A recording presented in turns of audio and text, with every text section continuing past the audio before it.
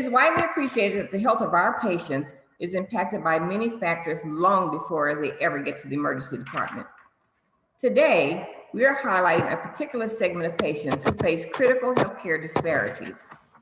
Hi, I am Andrea Green, Chair of the ACEP Diversity, Inclusion, and Health Equity section.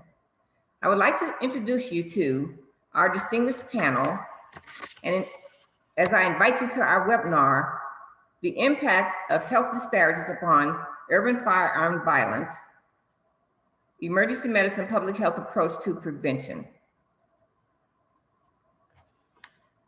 Dr. Michael McGee. Hello, Andrea. Thank you so much for having me here.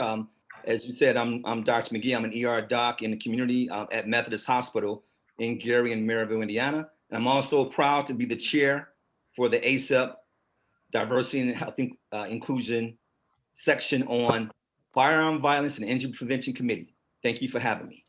Thank you. Dr. Robert Gore. How you guys doing? Thank you for having me.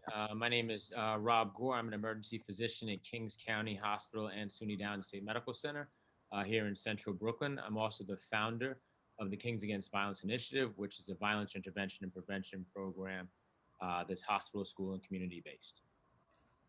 Thank you. Dr. Abdullah Pratt.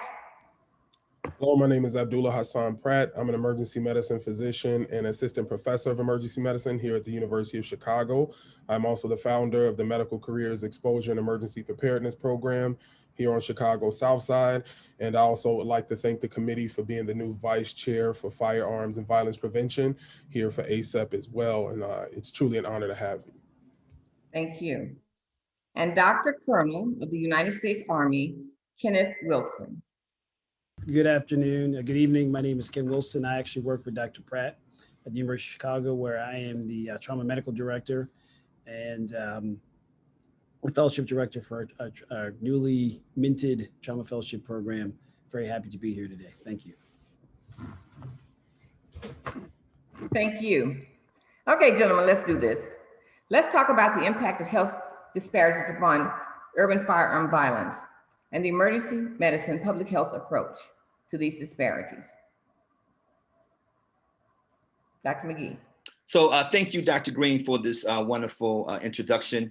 I'm gonna go ahead and start and give a quick overview before we get to our presentation, which is excellent.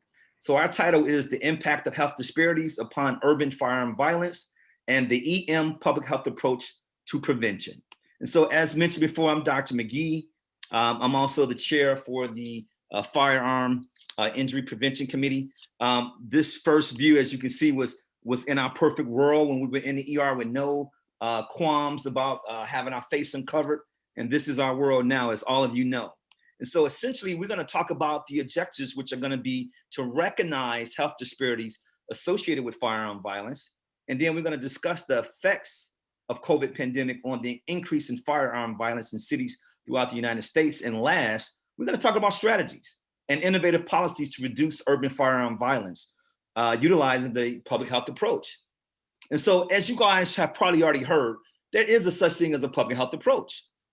First, you want to define the problem and the impact. And then you want to look at the risk factors and the protective factors. And then you want to develop and test mitigation and prevention strategies. What works best? And then we want to ensure widespread adoption of these programs. In general, just historically, the epidemiology of gun violence in the United States have been pretty truly devastating. United States leads most all countries in terms of the number of our homicide rates. If you look at the disparities, look here, you see that compared to other countries, Blacks get killed way more than 19.4 times whites, and Hispanics 5.3 times.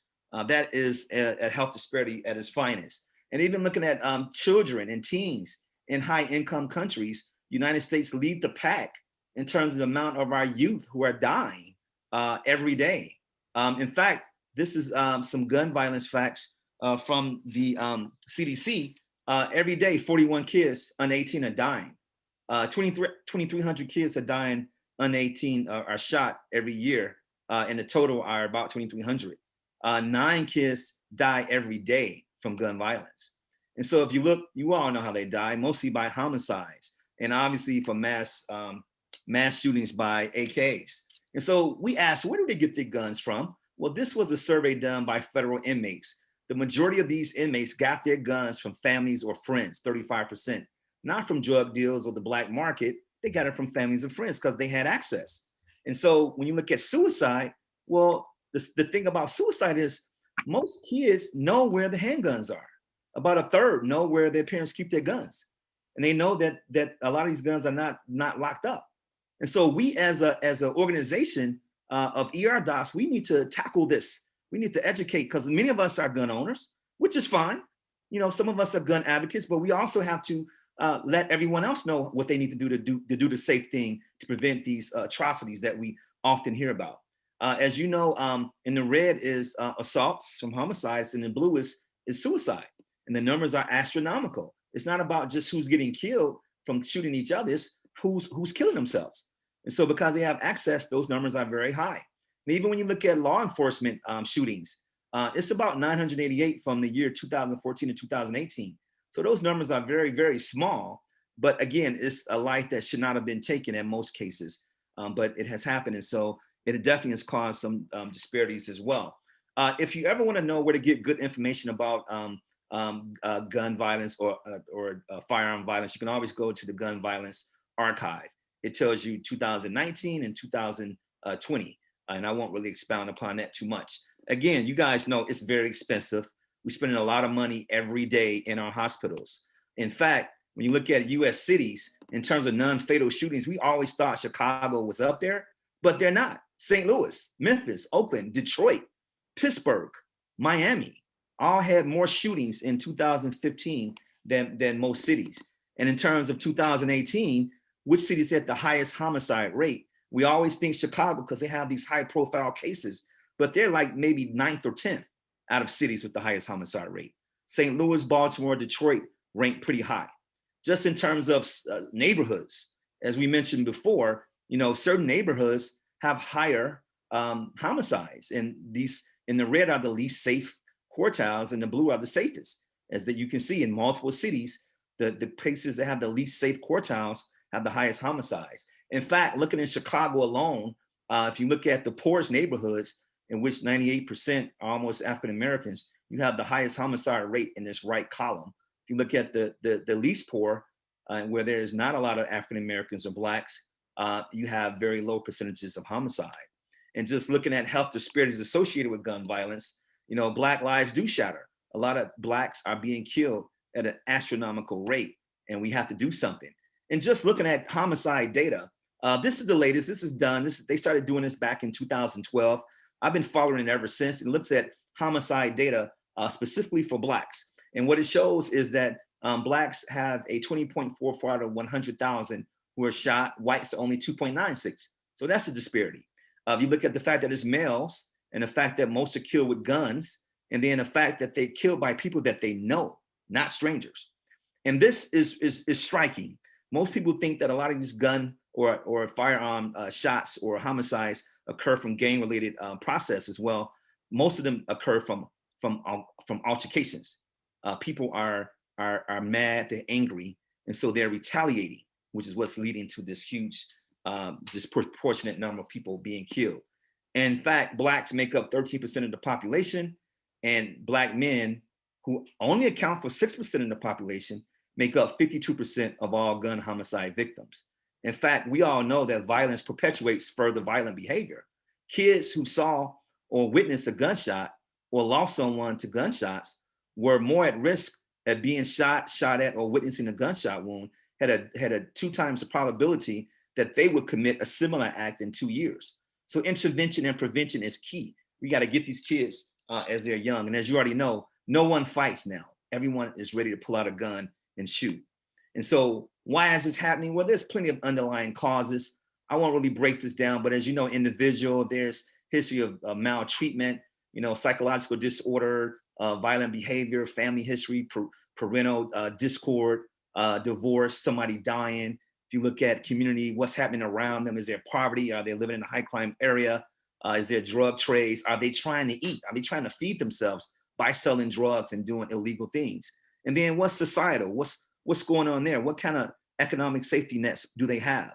What type of cultural norms are they used to? What's the economic inequalities that are there? And then look at this. There's a lack of trauma centers in these high volume area where there's a bunch of gunshots. We all know historically, U of C had a huge pocket on the south side of Chicago. U of C did not have a trauma center. And now they do, after much protesting and people getting out and raising a voice. And so now U of C has a wonderful trauma center and trauma unit. This is Dr. Rogers, the chief. This is the Dr. Wilson, who is the medical director. And so this was in May of 2020. This is their heat map that showed that, hey, it's not just the South Side that's having these firearm deaths. It's all over Chicago. So that's the misnomer, that it only happens on the South Side. But as you can see, it's all over. And that's how it is universally. And what's happening to our youth? Well, we have an increased suicides, domestic abuse. Social media is the biggest inciter of violence. And guess what? It's not just in urban environments. It's also in suburban environments. It's happening all over the country right now. And right now, homicide is the second leading cause of death. And as you can see here, as we extrapolate annual gun deaths for kids under 26, will pretty much exceed annual motor vehicle deaths at some point. And these are the faces of people that you have heard about who've gotten shot. And it's just a travesty that we are exposed to this on a daily basis. And then if you look at kids being shot across the country, age 12 to 17, this shows the numbers. And actually people would have thought Chicago again, but Wilmington, Delaware was the highest. And this was from 2018 as well. There's always maybe a year or two lag on this data. And just finishing up, age 10 to 24, for the leading cause of death for Black men is homicide, and the second leading cause of death for kids. And a lot of these kids are coming to our ERs with injuries sustained from violent acts. And this just shows you the magnitude of that problem. And this right here is a flyer that we made up so that we can show youth that this is occurring, so that they can maybe think about the next time they want to shoot someone who looks like them. And again, this just reiterates the same thing. That age, 15 and 19, 15 to 24, is a high volume age for violence. And just finishing up, the consequences are not just people dying and having more high morbidity, but the post-traumatic stress disorder that leads to more violence. The things that they see, that they can't sleep, that they can't study. They have anxiety, they're hypervigilant, they're angry. And so these are the things that we see that we want to try to avoid. And so as we move forward, we have an excellent program for you. And next up will be a good friend of mine from Brooklyn, Dr. Rob Gore. My name is Dr. Rob Gore. I'm an emergency physician here in central Brooklyn at Kings County and SUNY Downstate Medical Center. As we've seen around the United States, we've seen the impact of so many different things, from COVID-19 to violence. Matter of fact, it's not surprising that violence itself has been on the rise in and around the United States. I like to look at it from a series of factors. One, if people don't have the things that are essential for their survival, then you're going to do whatever it is possible to ensure that you can maintain that way of being. One thing that we've understood, that we see with COVID-19, it's basically exposed a lot of the inequities that we've already known and that have existed within the African American, the Latinx community, the Native American community, and poor white and poor Asian communities. Some things that one of the things that's very important to consider, what we refer to as the social determinants of health. So those are the things that impact a person's overall health and well-being. That's tied to economic development, access to social support systems, having access to healthcare, and even simple things like having access to proper food. One thing that COVID-19 showed us were three key things. One was isolation. Number two was the loss of loved ones. And number three, polysubstance abuse. With isolation itself, think about it. You're socially distancing yourself from other people to prevent the spread of disease. But if you're not around family and loved ones, how do you engage? What's your support system? Then you factor in that you're losing people as a result of a disease process that you don't completely understand, and that just increased the risk of depression and anxiety. And because, at least within the African American community and the community in which I serve here in central Brooklyn, you're definitely going to wind up seeing higher rates of substance abuse, particularly because people are going to begin self-medicating.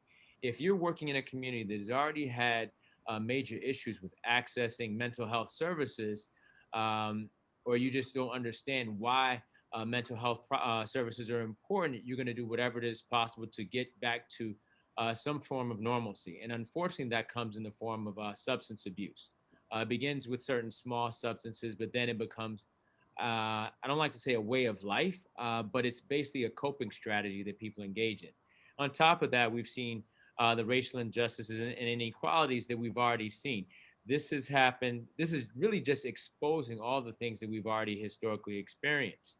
There have already been issues with regards to police brutality, either over policing and under policing, poor education, having this digital divide. And the digital divide is really important because there's certain, people say, why can't specific populations have access to greater economic development during this time of COVID? Why can't you just work from home? Well, if you don't have the technology access in your home environments or even in your neighborhood or even your apartment building or community, how do you engage with the outside world in a feasible way, in a way that's actually helpful for your overall sustainability and well-being? Last but not least, we have poverty, loss of jobs, economic recession. There's the overall despair, social unrest, and this overwhelming feeling of being hopeless. Um, which leads us to our final point that we're going to discuss, and that's the access to guns. Um, in America, we've had this thing about life, liberty, and the pursuit of happiness. People want to make sure, the Second Amendment, the right to bear arms, has been something that's been subject to debate over and over again in so many different communities. But the key things, when we factor in, if you don't have access to food, clothing, shelter, and security, that sense of wellness has been compromised, and people will do whatever it is to survive. Which is why we've seen this increase in the amount of handguns that people are having access to during this time. It's not a surprise that this Illinois gun dealer reported there's been an increase in the number of guns that people are buying and purchasing from some of these federal licensed firearm dealers. In 2020, compared to 2019, we've seen a substantial increase in the number of firearm homicides. The University of California Davis Violence Prevention Program talked about some causes as far as the surge in firearm violence, with increases in what's known as excessive purchases. Anytime people are in a disaster situation, it's very common to want to hoard devices or supplies that you might think may be beneficial for your overall health and well-being. But between March and May, there's been 2.1 million more purchased guns here in the United States, with increased numbers of overall fatalities. So we commonly, some people like to avoid this conversation and like to separate disease from injury. But in our communities, and I speak about our communities, I work in central Brooklyn. I work in a hospital that's directly across the street from my elementary school. The patients that come to our emergency department are sometimes family members, they're sometimes neighbors. Sometimes they're in good shape, sometimes they're in not so good shape. Just as I've pronounced people dead and have had to tell loved ones about injuries due to firearm violence for some of my neighbors, I've also had to do the same thing for deaths and increased problems and complications as it relates to COVID-19. So there's no separation. With pandemics, we think about COVID-19 as being this penultimate pandemic, but there are really four different pandemics that have actually occurred. You've got COVID-19 on one hand, where you have a disease process that both the patients and our community members don't quite understand, as well as our healthcare professionals don't completely comprehend and understand. You have the issues of racial inequality and police brutality. You have the income gaps and the economic recession. Communities that don't have access to proper economic development and don't have access to resources tend to be those communities that have the greatest numbers of healthcare inequities. So it's not a surprise that we got this fourth pandemic, and that's with regards to firearm violence. I'm looking at this slide here. You look at the data from across the world and the United States with the number of cases that we saw in 2020 and compared to what we're seeing right now. in addition to the casualties. Now, you'd think with increased education, you think with increased access to vaccinations or increased social distancing, or we hope there's an increase in social distancing and having access to proper personal protective equipment, that those numbers of both total numbers of cases would have gone down and the total number of casualties will have gone down. That hasn't been the case here in the United States and around the world. With African Americans, or actually, I have to change that, Blacks, because African Americans represent one subset of the Black population here in the United States that doesn't always take into account Afro-Caribbean or people from the continent of Africa. We represent 13.4% of the population, yet we count for more than 50% of COVID-19 deaths. Why is that the case? We have higher rates of hospitalization. We die at a higher death rate compared to that of white Americans. Actually, one thing I want to point out in particular with this slide, when we're speaking about a higher death rate compared to white Americans, we're not speaking about poor white Americans, those who are coming from very income impoverished neighborhoods. Their death rates are probably similar and comparable to what we're seeing in other poor ethnic minority neighborhoods. Native American deaths. Native American deaths, 2.6 times higher than the Asian Americans. African American or Blacks, 2.8 times higher. Hispanics, 2.8 times higher than the Asian community. Why is that? And it's because you have a lot of these inequities that have historically been in existence here in the United States that still haven't been dealt with. All you need is a disaster to really uncover what people don't have access to, and I'll show you what people are going to wind up dying and succumbing from. We can next slide. COVID-19 does not discriminate. We've seen early on in March and in April here in the United States, we saw the rate of transmission being very high in both Black communities as well as white communities. But in terms of people who are succumbing from severe illness, the greater the number of underlying medical conditions that you have, the greater the likelihood that people are going to wind up succumbing. In the African American community, we have high rates of uncontrolled hypertension, uncontrolled diabetes, autoimmune disorders that aren't properly managed and cared for, which means the neurologic complications, the inflammatory complications as a result of COVID-19, the cardiac dysfunction. We saw a wide range of cardiac dysrhythmias, pulmonary embolisms. And if you factor that on top of people who have a pre-existing condition, the outcomes were less than favorable. And last but not least, MultiSystem inflammatory syndrome that we wind up seeing with our young people. COVID-19, firearm violence, untreated, undiagnosed HIV and AIDS, renal failure and renal disease because of uncontrolled hypertension.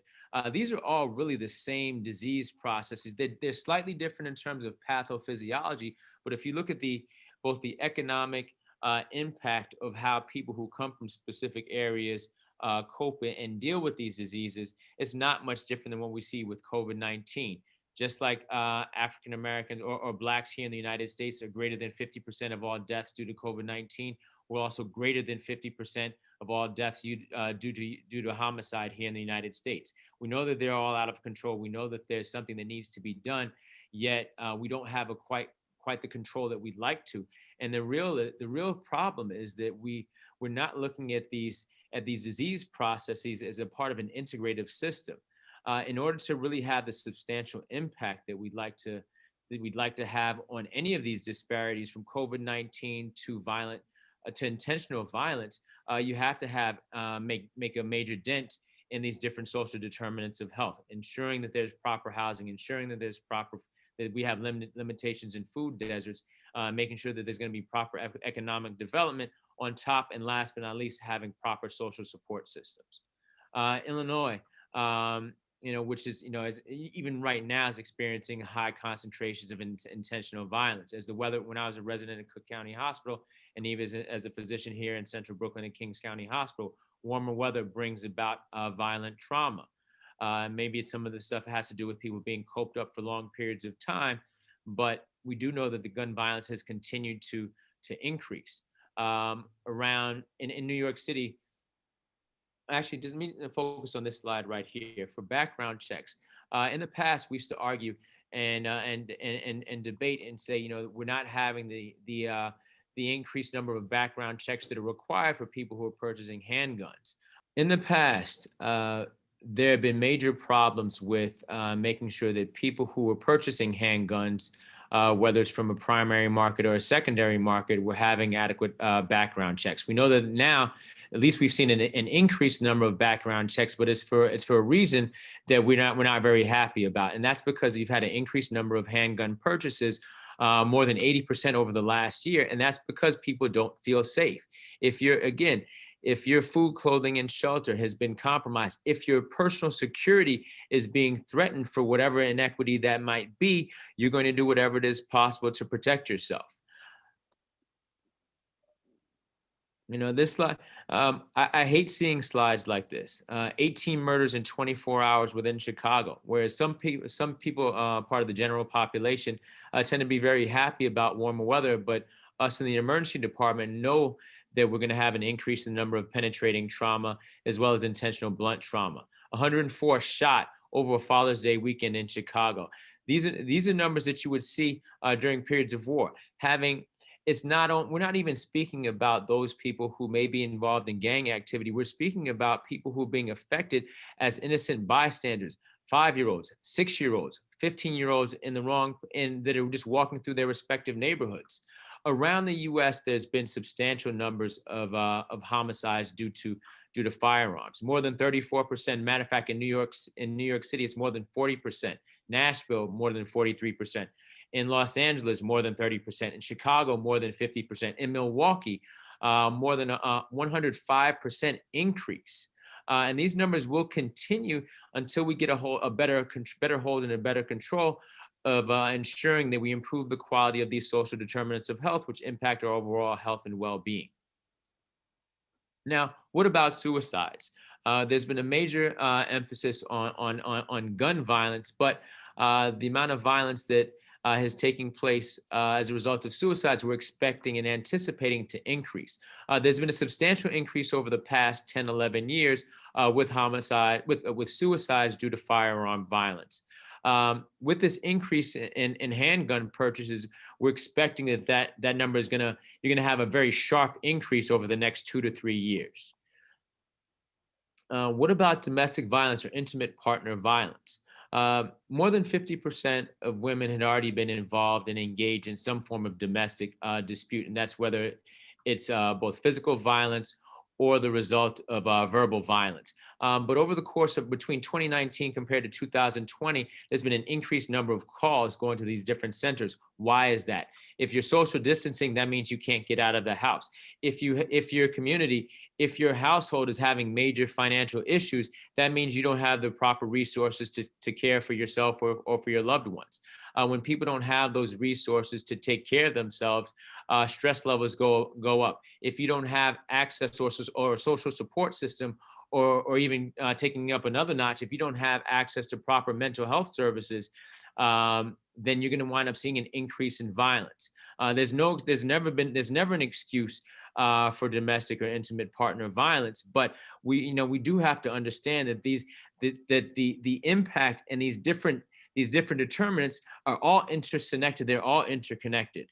We know that a lot of people die in our various emergency departments, both with accidental injury and intentional injury, but this doesn't have to be a trend. So it's important that we do consider the deaths that were both intentional and unintentional that have taken place between 2019 and 2020, and even these high numbers that we're seeing here in 2021. It's important that we take that into consideration and see how our respective committees, how our respective divisions can really provide and help connect these dots at this intersection with overall health and well-being. These are some of the resources that we have for your further viewing.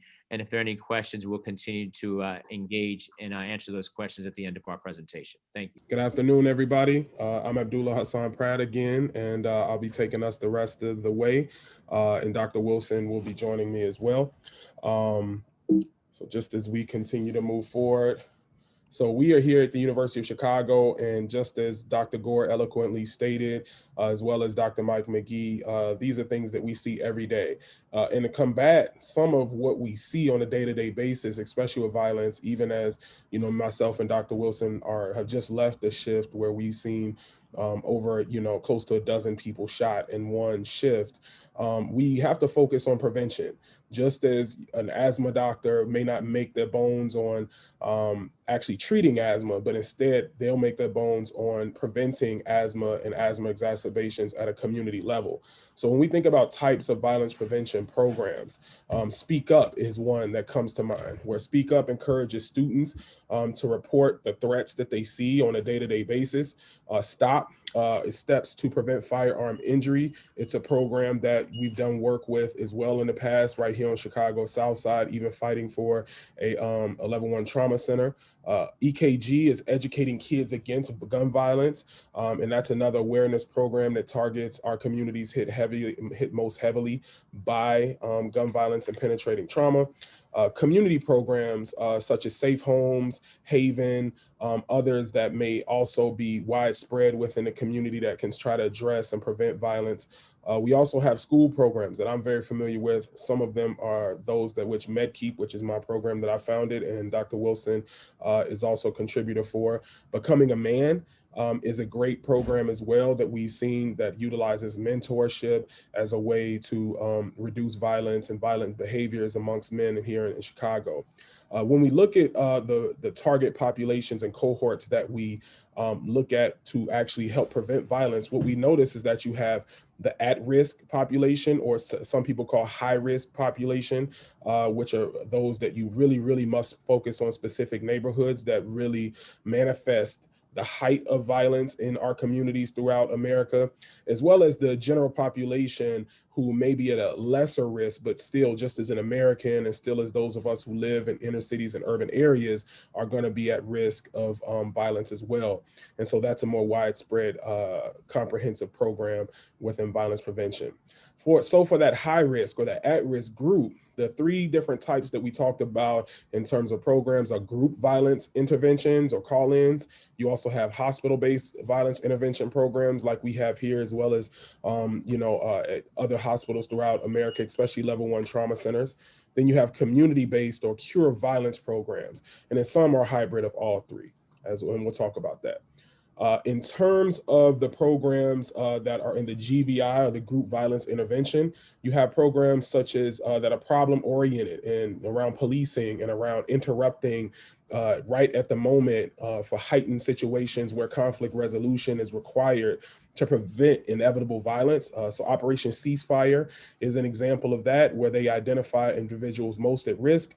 They also partner with law enforcement, clergy members, victims of gun violence, parents of gun violence, also many reform perpetrators, et cetera. Those people actually hit the streets, hit the community, and use their familiarity with those communities to help interrupt and help prevent the next situation that's right in front of them. Results for these types of programs have been up to a 30 to 60% reduction in homicide in certain areas. But again, the barriers we'll see for many of these programs, especially when you deal with Black and brown communities, is always going to be a lack of funding. And then piled on top of that, we see the disproportionate impact that COVID has, that just when you need these programs, as violence increases, things like COVID come and they already weaken system even furthermore. For hospital-based violence prevention programs, hospitals result in a teachable moment. So meaning that when people come in and they're struck right there in the moment from gun violence or penetrating traumas, that represents an opportunity for many of us to be able to curb some of these violent behaviors, to get them enrolled in certain programs that we may be able to have, especially those violence-based programs. Evidence has showed that the cycle of violence can be interrupted by immediate and intense intervention, but you may have recidivism at up to a 45% rate. But again, that plays on that need for intense intervention. This isn't the time to give somebody a card and then say, hey, follow up with me. This is the time where you go to where these people are, go to where their resources are, and you try to really surround them with what they need to be able to overcome systemic generational cultures that have resulted in disproportionate homicides amongst Black men, specifically here in Chicago, but as well as Latino men elsewhere. So in terms of cure violence, right? So violence is a behavior, it's a pattern of behaviors that acts like a contagious disease, and it must be interrupted. That is a statement that rings true here in Chicago as well, just as elsewhere.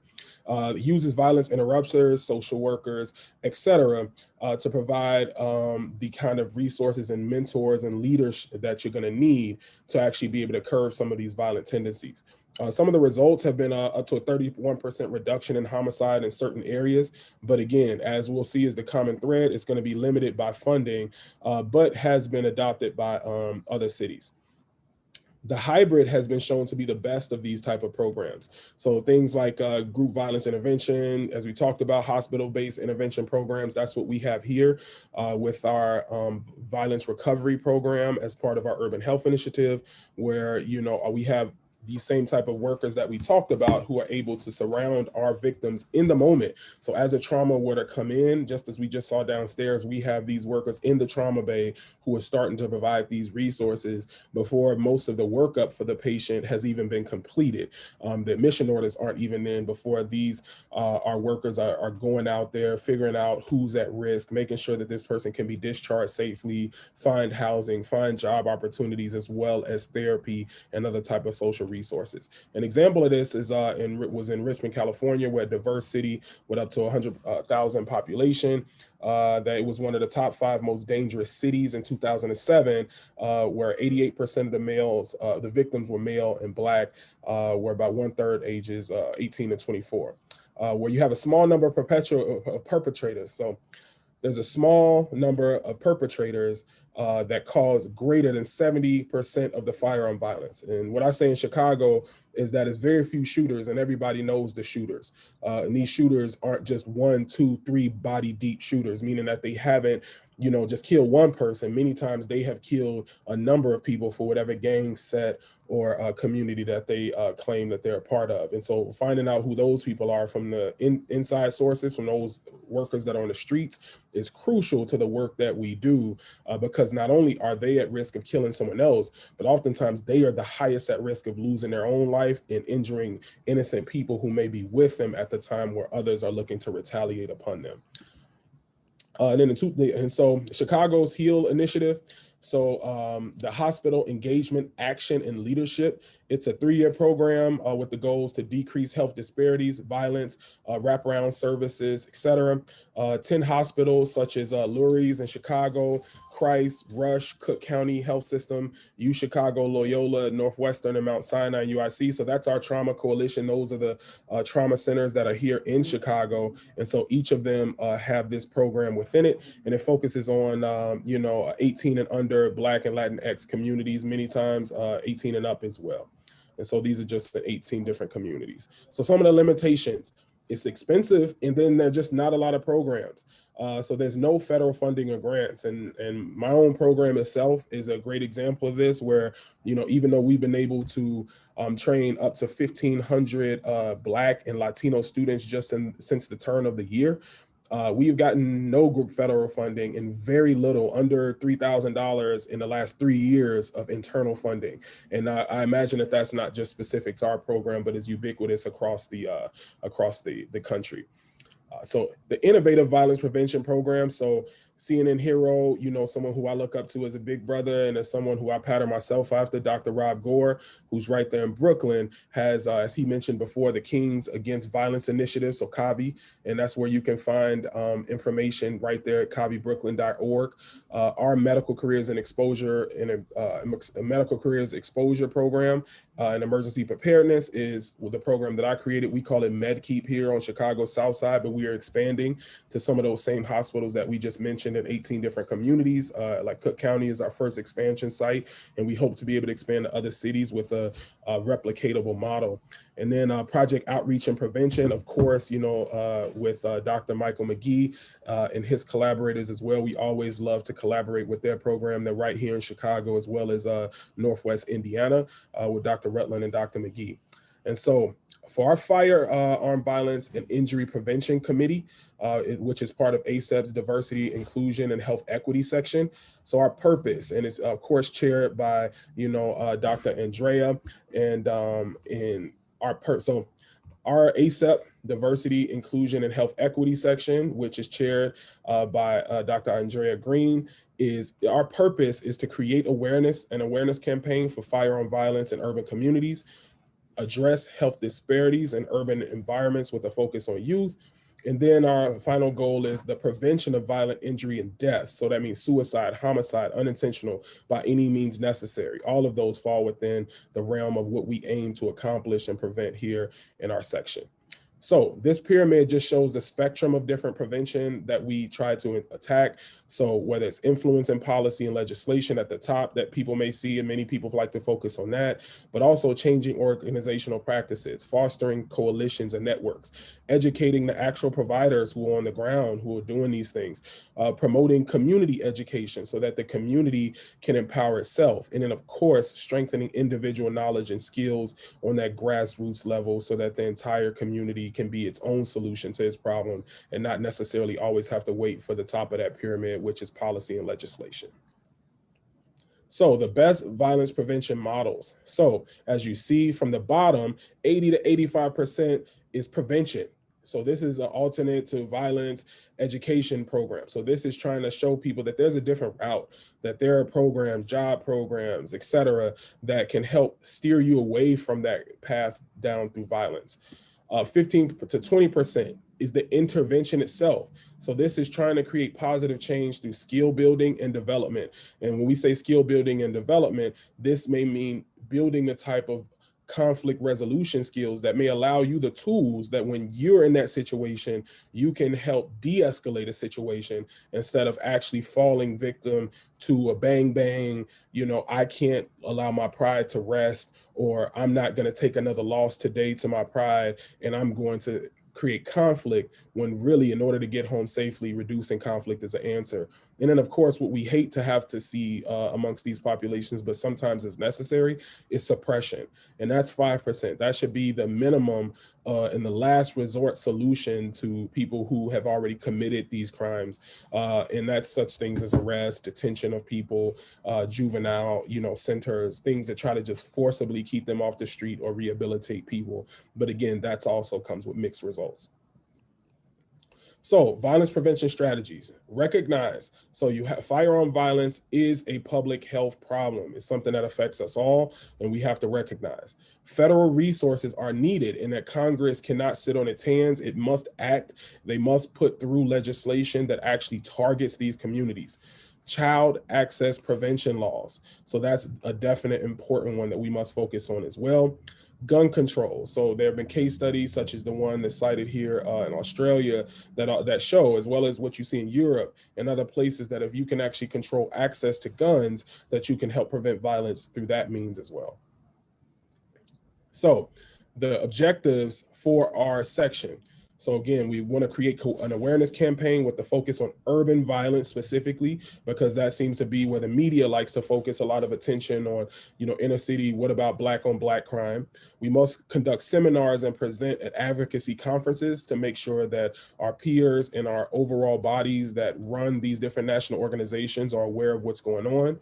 Along that same measures, we have to align with medical groups like the NMA, the AMA, Black surgeons, trauma coalitions, et cetera.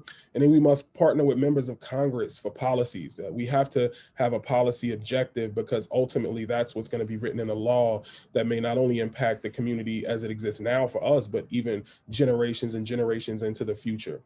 We must engage medical students in violence prevention and trauma-informed care. So we have to encourage our community projects and teaching Stopping the Bleed and hands-only CPR, which is an approach that I'm very, very familiar with because it, uses low-hanging fruit. It helps everybody get the outreach, credits that they need. It helps people feel like there's a sense of purpose for their work as trainees and students. And then it also is something that actually helps the community. And then you also need that innovative resource toolkit where we have best practices for prevention and intervention. Partner and create MOUs with prominent organizations in urban cities. This is something that Dr. McGee and Dr. Gore have done an amazing job of in the case of 100 Black Men of America, Divine Nine, NCAA, NAACP Youth Division, My Brother's Keepers, etc. And then ensure widespread adoption of effective programs. So once we settle on those programs, we have to be able to say this is ready to go countrywide, city to city, as something that's a model instead of just a one-off that's unsupported as we see so many times right now. So we have to change the culture for all ages, unity. So nonviolence, tolerance, and forgiveness, school curriculum change. So we have to really focus on conflict resolution. It's not enough of that happening right now. And that starts at the bullying, fighting, domestic abuse level, sexual assault levels. All of these different things play a part in a role in community violence. We have to teach on the pitfalls of social media. We have to also educate our students where they play within the racial scheme of America in terms of racial inequalities and inequities that have led to disproportionate rates of violence in their community. And of course, restorative justices instead of punitive justices. So we have to really focus on restoring and truly rehabilitating those who have gone through this instead of just punishing them as if they have been the sole responsible party for engaging in what now in many of our communities, unfortunately, are just social norms. And then of course, police reform in schools. So we must create better relationships between police and the community members, and no better place to start than at the school level when students are still at formative age. And then of course, right then we'll go to questions. And, at this point, I also want to make sure that you all check out the videos that myself and Dr. Gore and Dr. Mike McGee have worked on, as well as Dr. Wilson, that will not only show you some of our program. So I'll start over. So at this point, we thank you all for listening to our presentation. Well, of course, we'll answer questions, but we do want you all to go view and check out the videos from myself, Dr. Gore, Dr. Wilson, and Dr. Mike McGee that focus on how our projects run, the type of wonderful students in these communities that many people may look at as savages or the next shooter, who are engaging and passionately engaging in violence prevention, learning how to deal with gunshot wounds, learning CPR and other emergencies, and hopefully become the next generations of leaders within their own communities to fight violence at a mainstream level. Dr. McGee. Hello again. My name is Dr. Kenneth Wilson. I'm a trauma surgeon here at the University of Chicago. I have the opportunity to partner with Dr. Abdullah Pratt in that he is clearly a leading expert on what happens in the streets of Chicago that I take care of when they arrive here in the hospital. One of the things that I also do is I wear this hat because I'm a military surgeon. And one of the things that we're very careful of is not identifying the citizens of Chicago as living in a war zone. But oftentimes I struggle not to make that comparison simply because of the fact that on a warm day in Iraq and Afghanistan, people are more likely to be outside and to be targeted. In Chicago, people are more likely to be outside and to be targeted. I've had the privilege of taking care of women and children in Afghanistan and Iraq who are innocent victims of a war that goes on around them. The similarities that I see, I've taken care of men and women and boys who have nothing to do with intentional violence, but stand in the wrong place at the wrong time. So all the things that Dr. Pratt described will all lead to a reduction of violence in our community. Oftentimes we speak of mass cow situations when we think of things such as what happened, the shooting in Orlando, the shootings in Las Vegas, recently in Atlanta and other places.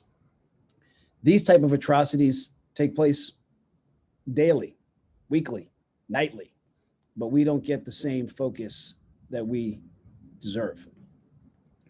Oftentimes we think about shortages of precious resources like blood in a war zone. 3 shootings in a night produces a shortage of blood. We have to make difficult decisions. and taking care of patients here in our backyard. That decision tree goes all the way down to the pediatric age and all the way up to the elderly.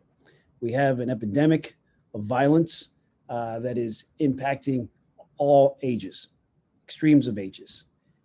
We have to be concerned about our mental health. You know, oftentimes we create these programs that Dr. Pratt highlighted. When you leave the therapist's office, you're supposed to be returning to a healthy environment. We're not returning people to a healthy environment. We're returning them back, in many instances, to the environment that got them injured in the first place. I see many, many mothers on a nightly basis where I give them the worst news of their life, and I cannot imagine how they could ever return back to normal. So all these things that we are doing today and talking about, I am the last stop, but I prefer, as Dr. Pratt mentioned, that it all happens in front of me. So like a firehouse, I can sit quietly and not have to do my job. But unfortunately in Chicago, that has not happened yet. But we really are going to work together to come up with strategies that limit these type of interactions.